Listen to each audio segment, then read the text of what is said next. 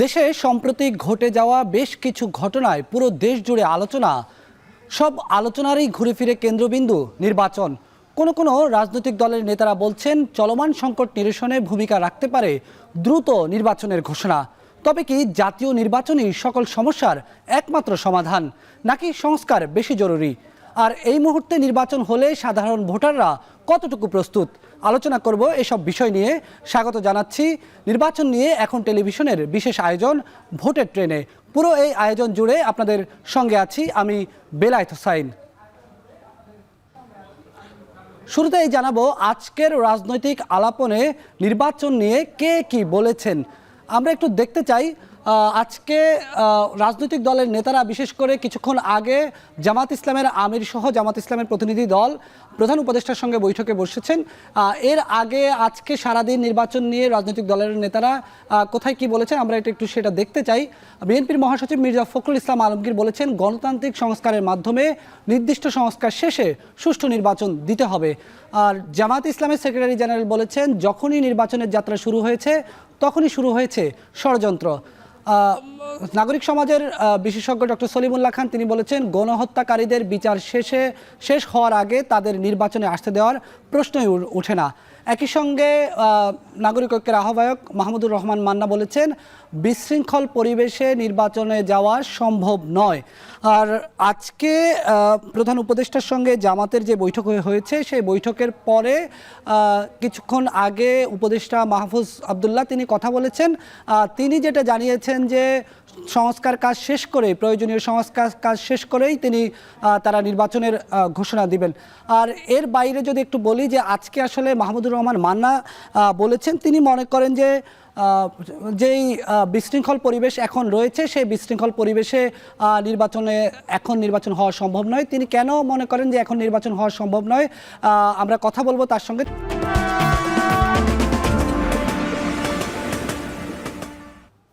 স্বাগত আরও একবার, দেখছেন ভোটের ট্রেন। নাগরিক ঐক্যের আহ্বায়ক মাহমুদুর রহমান মান্না বলেছেন সেনাবাহিনী দিয়ে কখনোই দেশের অভ্যন্তরীণ শৃঙ্খলা ঠিক করা সম্ভব নয়। পুলিশ যতক্ষণ পর্যন্ত ঠিক না হচ্ছে ততক্ষণ পর্যন্ত শৃঙ্খলা ফিরে আসবে না। বিশৃঙ্খল পরিবেশে নির্বাচনে যাওয়াও সম্ভব নয় বলে মনে করেন তিনি। এ বিষয়ে আরও বিস্তারিত আলোচনা করতে আমাদের সঙ্গে যুক্ত হচ্ছেন মাহমুদুর রহমান মান্না। আমরা একটু তার সঙ্গে কথা বলতে চাই তিনি কেন মনে করেন বিশৃঙ্খল পরিবেশে নির্বাচন হওয়া সম্ভব নয়, এ বিষয়ে তার সঙ্গে কথা বলবো। মান্না ভাই, আপনাকে স্বাগত জানাচ্ছি ভোটের ট্রেনে। আপনার কাছে প্রশ্ন, আপনি আজকে নির্বাচন নিয়ে কথা বলেছেন যে বর্তমানে যে পরিস্থিতি চলছে সেই পরিস্থিতিতে নির্বাচন হওয়া সম্ভব নয়, যদি এ বিষয়ে আরেকটু বিস্তারিত আমাদেরকে জানান, বলেন। কথাটা আমি একটু স্পষ্ট করে বলি, সেটা হচ্ছে যে আমরা তো যেন তেন প্রকারের নির্বাচন চাচ্ছি না। আমরা চাই এমন একটা নির্বাচন যেটা সবার কাছে গ্রহণযোগ্য হয়, এমন একটা নির্বাচন যে নির্বাচনের উপরে দাঁড়িয়ে আসলে গণতন্ত্রের একটা ভিত্তি, একটা সৌধ নির্মাণ করা যায়। সেই রকম নির্বাচন করবার জন্যে পুলিশ বাহিনী হতে হবে জনগণের বান্ধব, পুলিশ বাহিনী হতে হবে নির্বাচন তথা গণতন্ত্রের প্রতি অঙ্গীকারাবদ্ধ। এখন পর্যন্ত পুলিশ বাহিনী সেরকম শেপে আসেনি। পুলিশ এখনও ধরেন থানাতে বসে থাকে, তারা কোনো প্রোঅ্যাক্টিভ তো নয়, এমনকি অ্যাক্টিভও নয়। তাদের কাছে মামলা নিয়ে গেলে, কোনো কমপ্লেন্ট দিয়ে গেলে, কোনো তদন্তের অনুরোধ করলে কোনোটাই তারা সেরকম করে করছে না। পুলিশ সম্পর্কে তো আমাদের আগে থেকে বেশ কিছু সমালোচনা আছে, পরে পুরো দেশের মানুষই পুলিশ বাহিনীকে সেরকম করে দেশপ্রেমিক জনবান্ধব বলে মনে করে না। তার প্রেক্ষিতে আমি বলছি ইন্টারনাল ডিসিপ্লিনের জন্য তো আর্মি তৈরি নয়, ইন্টারনাল ডিসিপ্লিনের জন্য অবশ্যই পুলিশকে রাখবে। অর্থাৎ পুলিশকে যদি আমরা ওরকম করে, এটা একটা সংস্কার প্রসঙ্গে আলোচনা ছিল, অতএব সংস্কার করে পুলিশ বাহিনীকে সেই জায়গায় দিলেই কেবল কাঙ্ক্ষিত ভোট হওয়া সম্ভব, তা না হলে সেটা হওয়া সম্ভব নয়, এটা বলেছি। আমার প্রশ্ন হচ্ছে যে আপনি বলছেন এই পরিস্থিতির কথা, অন্যদিকে আমরা দেখছি যে বিএনপি বলছে যে যত দ্রুত জাতীয় নির্বাচনের রোডম্যাপ দেওয়া হবে, নির্বাচনের তারিখ ঘোষণা হবে বা নির্বাচনের কথা বলা হবে, ততই এই যে দেশে বর্তমান অস্থিতিশীলতা সেটা কমে আসবে। এ বিষয়ে কি বলবেন? না, আমি যে কথা বললাম তার সাথে যে বিএনপির বিরোধিতা আছে সেরকম তো না। কারণ যে সভায় আমি কথাটা বলেছি সেই সভায় বিএনপির মহাসচিব মির্জা ফখরুল ইসলাম আলমগীরও ছিলেন। ওনারাও যেটা সংস্কারের কথা আছে সেটা বলেন, পুলিশের সংস্কারের কথা বলেন। আমি যেরকম করে বলেছি পুলিশ বা অভ্যন্তরীণ বাহিনীগুলোর সংস্কার এরকম করেই তারা বলেন, কিন্তু তারা এটা মনে করেন যে এটা দ্রুত করে রোডম্যাপ দেওয়া উচিত। তাহলে দেশে যে বিশৃঙ্খলাগুলো হচ্ছে, যেমন ধরেন গত 2-3 দিন ধরে যা হয়েছে, ছাত্র গোলমাল, ছাত্রর সাথে অন্যদের গোলমাল, এবং শেষ পর্যন্ত বিভিন্ন দাবি দাওয়া নিয়ে অন্যান্য অংশেরও বিভিন্ন পেশার লোকজনের আন্দোলন, যেটা সরকার অনেক সময় হয়তো নিয়ন্ত্রণ করতে পারছে না, এবং সর্বশেষ যেটা চট্টগ্রামে হয়েছে, এটা একটা খুবই অ্যালার্মিং সিচুয়েশন। বোঝাই যাচ্ছে যে পতিত স্বৈরাচার নিজেদেরকে সংগঠিত করে পাল্টা আঘাত করার জন্য তৈরি হচ্ছে। ইসকন যে কাজগুলো করেছে এবং ওটার প্রেক্ষিতে ভারতের পক্ষ থেকেও যেরকম বক্তব্য দেওয়া হয়েছে, সেটাতে আমাদের সতর্ক সজাগ হওয়া উচিত। এই প্রেক্ষিতে তারা মনে করে একটা গণতান্ত্রিক সরকার যদি হয়, যেটা আমরাও মনে করি, গণতান্ত্রিক সরকার যদি হয় তাহলে সেই সরকারের যে কর্তৃত্ব দাঁড়ায়, একটা অন্তর্বর্তীকালীন সরকারে হয়তো সেই কর্তৃত্ব দাঁড়ায় না। অতএব যত তাড়াতাড়ি নির্বাচন হয়, দায়টা যদি নির্বাচিত সরকারের হাতে যায়, তার মানে জনগণের উপর যায়, জনগণকে সাথে নিয়ে সেই সমস্ত দায় নিভাতে পারে। এই জন্যে তারা এই কথা বলছে দ্রুত রোডম্যাপ দেওয়া উচিত। দ্রুত রোডম্যাপ দেওয়ার ব্যাপারে আমাদেরও কিন্তু কোনো বিরোধিতা নাই, তবে আমরা তড়িঘড়ি করে নির্বাচন করে যেন তার প্রকার এইটা বানা করছি, এটাতে বিএনপির কোনো আপত্তি আছে বলে আমি মনে করি না। মানে ভাই, বিএনপি কিন্তু আবার জাতীয় ঐক্যের কথাও বলছেন। আমরা দেখছি 5 তারিখের আগে রাজনৈতিক দলগুলো সহ দেশের সব শ্রেণী পেশার মানুষ যেভাবে এক হয়ে আওয়ামী লীগের বিরুদ্ধে রাস্তায় নেমেছে, 5 তারিখের পরে পরিস্থিতিটা একেবারে বলা যায় পাল্টে গেছে। বিভিন্ন রাজনৈতিক দলের মধ্যে মতানৈক্য শুরু হয়েছে, বিভিন্ন ছাত্রদের সঙ্গে অন্যদের মতানৈক্য শুরু হয়েছে, উপদেষ্টা পরিষদের সঙ্গে অনেকের মতের মিল হচ্ছে না। সেই জায়গায় এখন এই মুহূর্তে যে জাতীয় ঐক্যের ব্যাপারে জোর দেওয়া হচ্ছে, সেটা এখন কতটুকু সম্ভব, আর যদি সম্ভব হয় সেটা আসলে কিভাবে করা যায়? না, সেটা সম্ভব তো বটেই। ধরেন যে অনৈক্যের কথা বা মতানৈক্যের কথা আপনি বললেন, সেটা এত বড় নয়।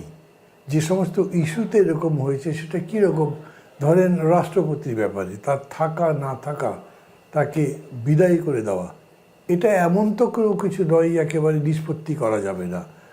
একইভাবে হ্যাঁ, আওয়ামী লীগ নিয়েও তাদের মধ্যে মতানৈক্য হয়েছে। আর ছাত্ররা বিশেষ করে মনে করে যে আওয়ামী লীগকে এরকম সুযোগ দেওয়া উচিত না। তাদের অনেকেই মনে করেন যে তাদের রাজনৈতিকভাবে নিষিদ্ধ ঘোষণা করা উচিত। সরকার এখনও সেই নীতিতে যায়নি, কিন্তু সরকার আওয়ামী লীগ আগের স্বরূপে, আগের রূপে ফিরে আসুক, আগের মতো বিশৃঙ্খলা করুক, নির্বাচনে বিঘ্ন সৃষ্টি করতে পারুক, সেরকম কোনো সুযোগ দেবে না। তারা বলছেন আমরা মামলা করব, বিচার করব, অপরাধীদের শাস্তি দেব, যত দ্রুত এটা করব তার ফলে আওয়ামী লীগ অনেকটা মার্জিনালাইজ হয়ে যাবে এবং তারা শাস্তি পাওয়ার পরে শক্তিহীন হয়ে পড়বে। তারা পাল্টা প্রতিবিপ্লব করবার মতো শক্তি রাখবে না। বিষয়টা আলটিমেটলি এক জায়গাতেই দাঁড়ায়। এরা আইনগতভাবে নিষেধ করতে চাচ্ছে না, আর ওরা বলছে না আইনগতভাবে নিষেধ করবে। এইরকম ধরেন বিভিন্ন ছোট ছোট বিষয়ে, প্রশাসনিক অন্যান্য বিষয়ে হয়তো বিতর্ক আছে। সেরকম তো কিছু কিছু বিষয়ে আমরাও মনে করি। যেমন আমরা মনে করি, আমি আমার কথা বলছি, ধরেন এই প্রথম আলোর সামনে যেরকম করে মৌলবাদীরা গরু জবাই করলো, এটা নিশ্চয়ই কোনো ভালো কাজ হয়নি। সরকার কি জানতো না তারা গরু জবাই কি বন্ধ করতে পারতো না? আমি মনে করি সরকারের জানবার কথা। ইন্টেলিজেন্স তার ডাকে তেল দিয়ে ঘুমায় না, তারা জানতে পারে এবং সে অনুযায়ী তারা এটা বন্ধ করতে পারে, কিন্তু সেরকম কোনো উদ্যোগ দেখিনি। আপনাকে ধন্যবাদ মাহমুদুর রহমান মান্না, আপনি আমাদের সঙ্গে যুক্ত হয়ে কথা বলেছেন দেশের বর্তমান পরিস্থিতি এবং নির্বাচন নিয়ে। আমাদের সঙ্গে এতক্ষণ যুক্ত ছিলেন নাগরিক ঐক্যের আহ্বায়ক মাহমুদুর রহমান মান্না। তিনি যেটি বলছিলেন যে এই মুহূর্তে যে পরিবেশ, সেই পরিবেশে পুলিশকে পুরোপুরি কাজে ফেরানো, পুলিশ বাহিনীতে শৃঙ্খলা না আনা পর্যন্ত নির্বাচনের রোডম্যাপ কিংবা নির্বাচনের আয়োজন করা কোনোভাবেই ঠিক হবে না। সংসদীয় আসনের পরিক্রমায় আজ জানাবো ঠাকুরগাঁও 3 আসন সম্পর্কে। আসনটি জাতীয় সংসদের 5 নম্বর আসন। জাতীয় সংসদের এই 5 নম্বর আসন ঠাকুরগাঁও 3 আসন ঠাকুরগাঁয়ের পীরগঞ্জ, রানীশঙ্কল পৌরসভা সহ 6 ইউনিয়ন নিয়ে গঠিত। এই আসনটিতে ভোটার সংখ্যা 3,44,360 জন, পুরুষ ভোটার 1,74,970 জন এবং নারী ভোটার 1,69,390 জন। আমরা ঠাকুরগাঁও 3 আসন নিয়ে কথা বলছিলাম। এর আগে গতকাল আমরা ঠাকুরগাঁও 2 আসন নিয়ে কথা বলেছি, এর পরের দিন আমরা আরও একটি সংসদীয় আসন নিয়ে কথা বলবো। তবে আজকে আমরা জানবো ঠাকুরগাঁও 3 আসনের মানুষ, ভোটাররা, সেখানকার যারা রাজনৈতিক কর্মী, রাজনৈতিক নেতা নেত্রী আছেন, তারা আসলে নির্বাচনের হালচাল নিয়ে কি বলছেন, সেখানকার গ্রামে গঞ্জে চায়ের আড্ডায় নির্বাচন নিয়ে কি আলোচনা হচ্ছে সেটা আমরা জানবো।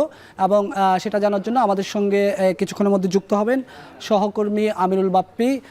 আমরা বাপ্পির সঙ্গে একটু কথা বলতে চাই। বাপ্পি, আপনি নিশ্চয়ই আমাদের ঠাকুরগাঁও জেলা ঘুরেছেন, সেখানকার চায়ের আড্ডায়, চায়ের দোকানে নানা ধরনের নির্বাচন নিয়ে আলোচনা হচ্ছে, বা বিভিন্ন জায়গায় নির্বাচন নিয়ে যে আলোচনাগুলো হচ্ছে, কি আলোচনা হচ্ছে, এই যে দেশের বর্তমান পরিস্থিতি, এই পরিস্থিতিটাকে তারা কিভাবে দেখছে? একদিকে সংস্কারের আলোচনা, অন্যদিকে নির্বাচনের আলোচনা, আরেকদিকে আইনশৃঙ্খলা পরিস্থিতিকে স্বাভাবিক করার আলোচনা। কি বলছেন ঠাকুরগাঁও 3 আসনের মানুষ?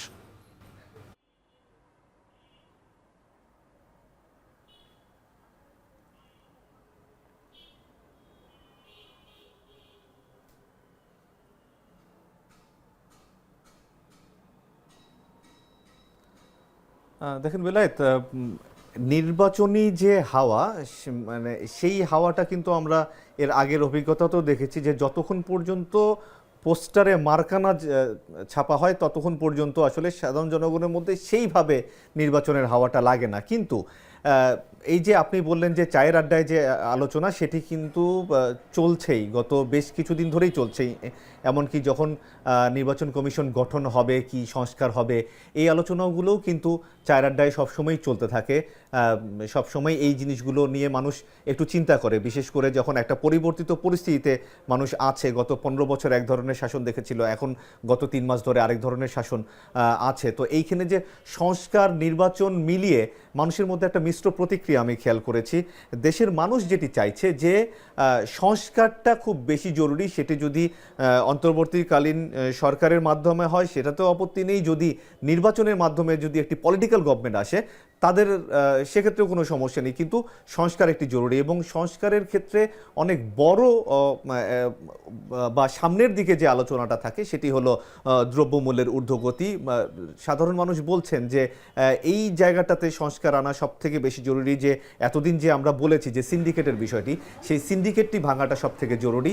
আর একদম নির্বাচন নিয়ে একদম স্পেসিফিকলি আলোচনা যদি হয়, সেটি হচ্ছে যে রাজনৈতিক দলগুলো আছে তাদের মধ্যে, তারা আমি যেটি দেখেছি যে একদম ইউনিয়ন পর্যায়ে, পাড়ায়, মহল্লায়, ওয়ার্ড পর্যায়ে চলে যাচ্ছেন এবং সেখানকার যারা জনগণ আছে তাদের সাথে যে জনসংযোগের যে বিষয়টি, সেটি তারা এখন থেকেই শুরু করে দিয়েছেন। আমি দু একটি রাজনৈতিক দলের নেতাদের, স্থানীয় নেতাদের সাথে কথা বলে যেটি জেনেছি যে তারা এখন থেকেই মানুষকে যে পরবর্তী যে নির্বাচন আছে সেই নির্বাচনের সচেতনতা বিষয়ক আলোচনাগুলো করছে। তো সব মিলিয়ে এখনো পর্যন্ত সেভাবে না হলেও নির্বাচনের আলোচনা চলছে।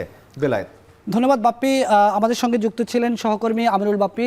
ঠাকুরগাঁও 3 আসন সম্পর্কে বলছিলেন, সেখানকার মানুষ ভোট নিয়ে কি আলোচনা করছে, নির্বাচন নিয়ে কে আলোচনা করছে, এই মুহূর্তে দেশের রাজনৈতিক পরিস্থিতি নিয়ে কি আলোচনা করছে, সেটি তিনি আমাদেরকে জানাচ্ছিলেন। দর্শক, আজকে সারাদিন ভোটের কি পরিস্থিতি, নির্বাচন নিয়ে সারা দেশে কি ঘটেছে, রাজনৈতিক অঙ্গনে কি ঘটেছে, উপদেষ্টা মহলে কি ঘটেছে, আমরা সেটা নিয়ে আলোচনা করলাম। তো এই ছিল আজকের ভোটের ট্রেনের আয়োজন। সাথে থাকার জন্য ধন্যবাদ।